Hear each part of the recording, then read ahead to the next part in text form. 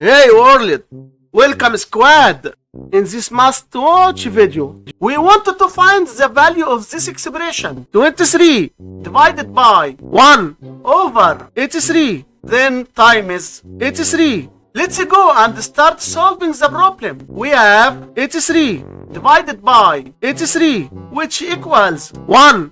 So here we have just 1. And 23 divided by 1 equals 23. But this answer is not correct because according to the order of operation, we have to do this division first, not this multiplication. So let's start the correct solution. 23 divided by 1 over 83. To do this division, write down the 23 and change the division to multiplication and flip this fraction to 83 over 1, which gives 83. And here again we have times 83. 23 times 83 gives us 1,909. So 1,909 times 83, which equals 158,447.